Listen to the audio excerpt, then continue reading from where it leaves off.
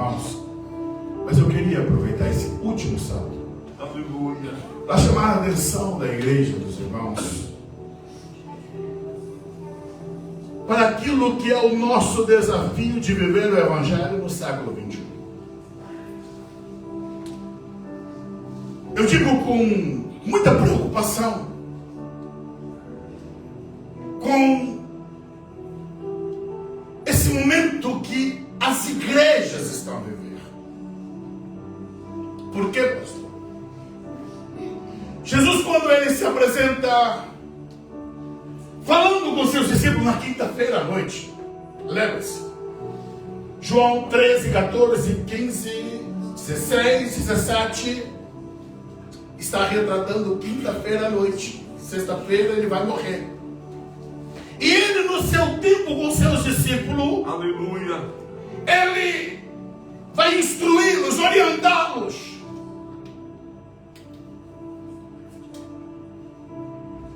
Ele diz: não se turbem vossos corações, crede em Deus, crede em mim. Na casa do meu pai há muitas moradas. Ele está confortando, consolando o coração dos seus discípulos. E naquele momento que ele está trazendo a instrução, Tomé, ele interpela Jesus no verso 5. Aleluia. Ele diz assim: Senhor, nós não sabemos para onde vais. Oh, glória. Como podemos saber o caminho, Senhor? E aí é o texto que todos nós conhecemos. Entenda, há uma diferença entre conhecer e o viver. O verso 6 diz: eu sou o caminho, a verdade e a vida. Ninguém vem ao Pai senão por mim. Esse é o textual da igreja. Só temos um caminho, só temos uma verdade e só temos uma fonte de vida. E tudo isso está na pessoa de Cristo Jesus. E qual é o problema, pastor? O problema é que a teologia moderna, a teologia atual, tem rasgado esse texto, tem criado coisas que a Bíblia não diz. A teologia tem sido contaminada com inúmeros invencionices, modernidades, e que está comprometendo a salvação eterna de muitas pessoas. Aleluia.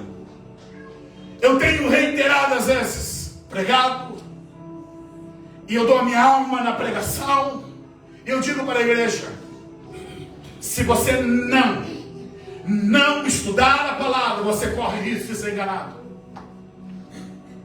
A tua base, a tua bússola é a palavra. Paulo, quando ele falou sobre a igreja, ele esteve ali em Tessalônica ministrando, e é dito da seguinte forma, que os irmãos da Bereia, eles foram mais louváveis que os irmãos de Tessalônica. E por quê?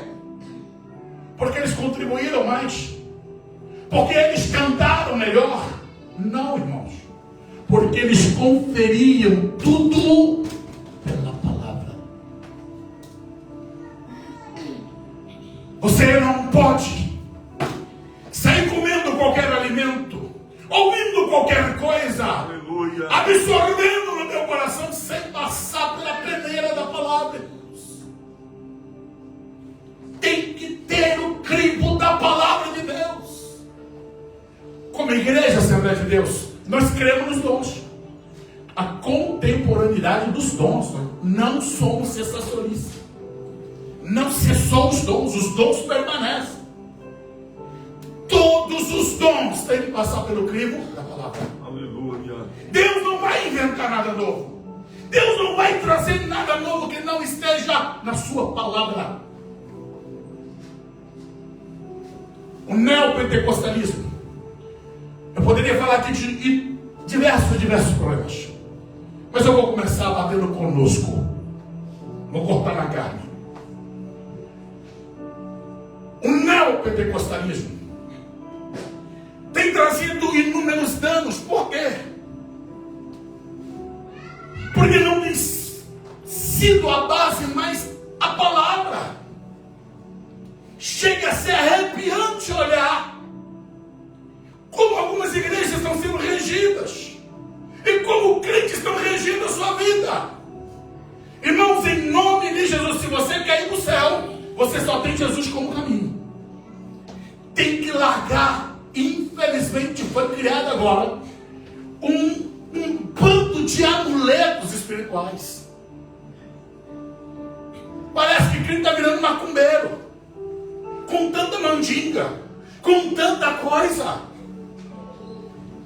A igreja primitiva nunca teve nada, absolutamente nada, para se referendar sobre Deus. Quando Roma perseguiu os cristãos, você sabe do que os cristãos eram acusados, irmãos? Ateus. Os cristãos foram assassinados e mortos porque eles foram acusados de ateus. Roma tinha os seus panteões de deuses. Roma tinha a sua divindade. Lá estavam os templos para os deuses romanos e gregos romanos.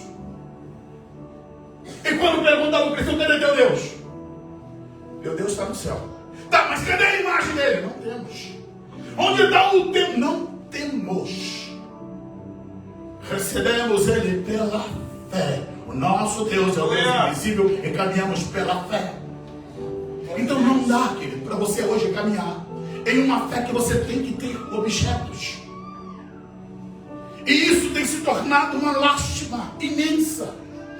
Porque estamos transformando a casa de Deus em um monte de coisa e menos do que casa de Deus. Você precisa caminhar com a palavra, com a fé. Na palavra de Deus, Jesus é o caminho. Quem segue Jesus não se perde. Quem está focado em Jesus não vai errar o caminho. Porque é Ele que é o caminho. A salvação está nele. E é só por intermédio dele. Não podemos acrescentar nada e nem tirar nada. A pura palavra, a reta palavra, é que vai nos levar ao céu. Então nós temos hoje dois paradoxos. São os crentes cada vez frios, anêmicos, que não se preocupam com a vida espiritual, acham que porque já aceitaram Jesus estão salvos e não precisam ter uma vida de comunhão com Deus. Por isso elas vivem uma vida relapsa. Elas não oram, elas não leem a palavra, elas não vivem uma vida com Deus. Quando sobrar um tempo, ela vai à igreja. Quando der, ela contribui. Vive uma vida relapsa.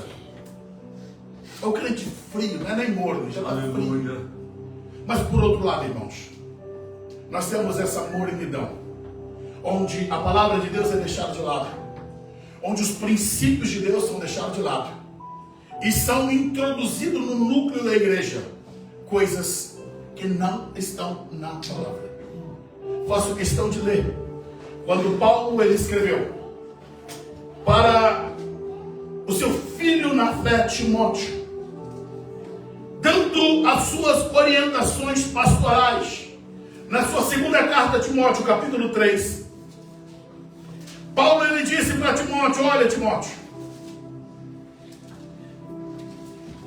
segunda carta de Timóteo, capítulo 3, verso 16. Toda escritura é divinamente inspirada. Toda escritura. Paulo está dizendo, a inspiração que Deus deu aos escritores da Bíblia. O autor é Deus. A inspiração que ele deu foi proporcionar a inspiração para que se escrevesse. E qual é a função da escritura? Ela é proveitosa para ensinar, repreender, corrigir, instruir em justiça. É para isso que serve a Bíblia. A Bíblia não é enfeite. Eu como professor, eu sempre tenho dito para aqueles que querem aprender, entenda, a Bíblia não é para você acumular conhecimento. A Bíblia não é para você ostentar e dizer eu sei mais que fulano, eu sei mais que Beltrano e se sentir superior. Não. A Bíblia tem a função de você aprender ela para ensinar, repreender, corrigir, instruir, palavra. Aleluia. Então nós temos também a situação, aqueles que não lêem, que não estudam, que não buscam a palavra, dizendo que são humildes. Deus usa eles pela graça e... Não, irmãos, está mandando. Nós temos que estudar a palavra. Nós temos que estar cheios da palavra. E tem aqueles que estudam a palavra para ostentar conhecimento. Apenas para se achar superior. Tiago, ele disse: sede, pois, praticantes da palavra e não somente ouvintes, enganando-vos a voz mesmo. Então, deixa aqui em 2 Timóteo 3 mesmo. Vira o 17 agora. Esse é o objetivo. Para que o homem de Deus seja o que, igreja? Perfeito. Quer perfeição? Tem que estudar a palavra. Para que o homem de Deus seja perfeito, perfeitamente instruído para toda boa obra. Não tem como fazer a obra de Deus sem a palavra. Não tem como nós crescermos sem a palavra, irmãos. Precisamos resgatar o prazer de se estudar a palavra. Aleluia. E qual é a tragédia que a igreja tem vivido? Devido a toda essa disponibilidade que tem de internet, de redes sociais, já não se gasta tempo para se estudar a palavra. Por quê? Não, eu ouço o pregador fulano, eu ouço a pregação de Beltrano, eu ouço uma palavra, mas peraí, você está conferindo? Você está olhando se isso é exatamente o que a Bíblia diz? Está conferindo se isso é a palavra de Deus ou isso é da cabeça de quem está inventando? Tenho encontrado muitos crentes confusos. Tenho encontrado pessoas que no meio do processo da caminhada se perderam. E por quê? Porque não tem base na palavra. Cada vez mais as seitas estão investindo pesadamente. Sim. E por isso elas crescem. Porque elas investem, irmãos. Uma pessoa vai para uma seita e ali ela é doutrinada, orientada. Ela lê, ela estuda, ela conhece. Mas às vezes temos crentes com 1 ano, 10 anos, 20 anos, 30 anos, não conhece a Bíblia. Não conhece a palavra. Jesus, ele venceu Satanás, sim, ele estava ali. Ele é Deus. Mas ele venceu Satanás pela palavra. Aleluia. Se tu és filho de Deus, transforma essa pedra em pão. Aí ele cita Deuteronômio 8:3. Nem só de pão viverá o homem, mas de toda a palavra que procede de Deus. Aí o inimigo então vai citar a palavra também. Aí ele cita Salmo 91. Mas está escrito a teu respeito, que aos teus anjos dará ordem, para que não tropece o teu pé em pedra. Então pula daqui de cima para baixo. É como está usando a Bíblia. Satanás é ardiloso, irmãos. Bom articulador. Mas o que Jesus faz? Confronta, mas também está escrito: não tentarás ao Senhor teu Deus. O inimigo citou a palavra distorcidamente. Mas Jesus, ele traz a palavra para o curso correto. Não tentarás o Senhor teu Deus. Aleluia. Se queremos, irmãos, avançar com o reino, se queremos chegar ao céu, temos que nos dedicar à palavra. Eu tenho trabalhado com a igreja e tenho repetidas vezes aqui orientado: leia, estude. Fizemos programas de leitura bíblica. Alguns conseguiram alcançar a meta de fazer a leitura bíblica, mas outros nem tentaram. Não responda para mim, eu te pergunto: quantas vezes você leu a Bíblia no teu tempo de crente? Galera, você não está concorrendo com ninguém. O seu concorrente é você mesmo. Mas eu te perguntei esse ano: você leu a Bíblia toda? De Gênesis a Apocalipse? Fechou isso? Se você não fechou, você está em débito contigo. Queridos, não tem como vencer o inimigo se não estiver cheio da palavra. Temos que nos encher da palavra.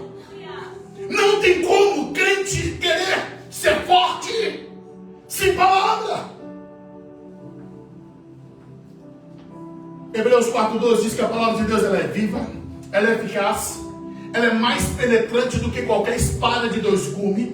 Ela penetra lá na divisão da alma do espírito, entre juntas e medula, e ela é apta para discernir as intenções do coração. Como eu vou ser crente sem palavra? Aleluia. Não dá para você crescer e desenvolver 2025 sem a palavra de Deus, sem conhecer Deus. Coloca para mim, segunda carta de Pedro, capítulo 1, versículo 20 e 21. Olha o que Pedro deixou. Sabendo primeiramente isso, irmãos. Ele está dizendo, esse aqui é o beabá. Primeiramente nós sabemos isso, irmão. Nenhuma profecia da Escritura é de particular interpretação. Não é para o bel querer. Não é para a sua maneira de entender. Vai, vira o 21.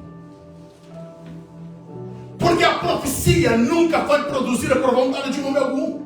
Mas homens santos de Deus falaram, inspirados pelo Espírito Santo.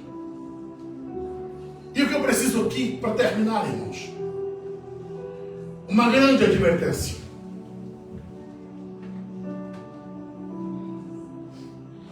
O que você tem aqui?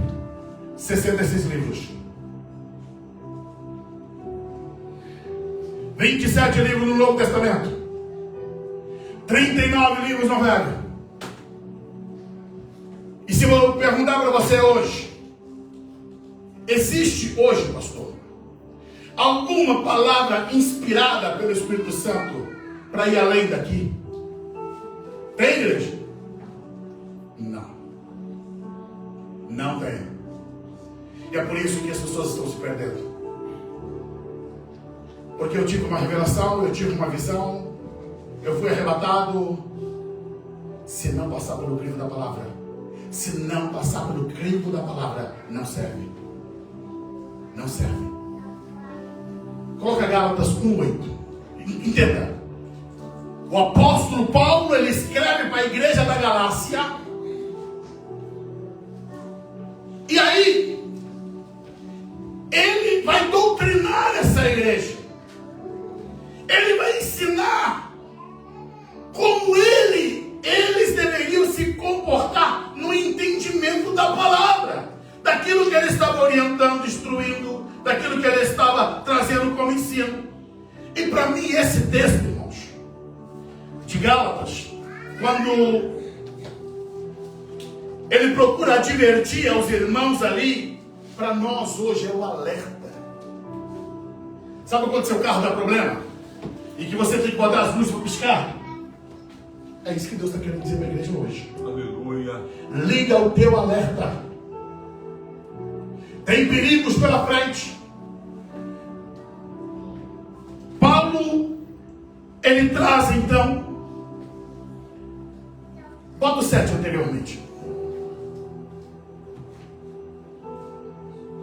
O qual não é outro. Depois você pode ler em casa todo o contexto. A carta de Gálatas é pequena, é só 6 capítulos.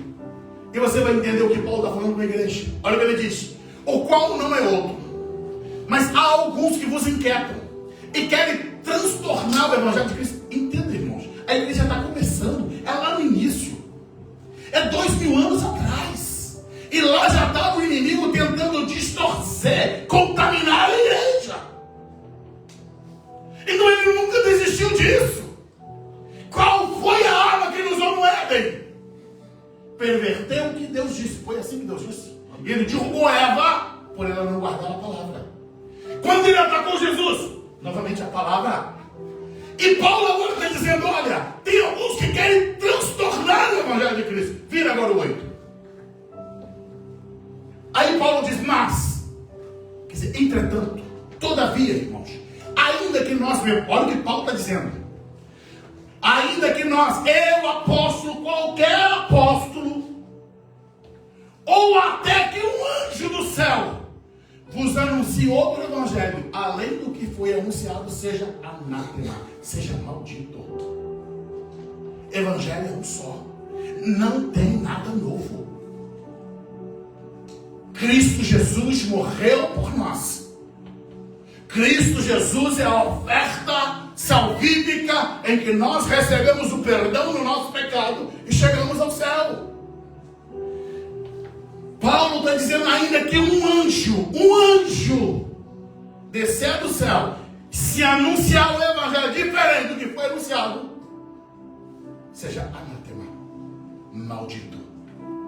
Por isso, preze pela palavra. Aleluia. Conheça a palavra. O que ocorreu em 1517, quando houve a reforma, foi a restauração, o ir de volta para a palavra. Sola Escritura.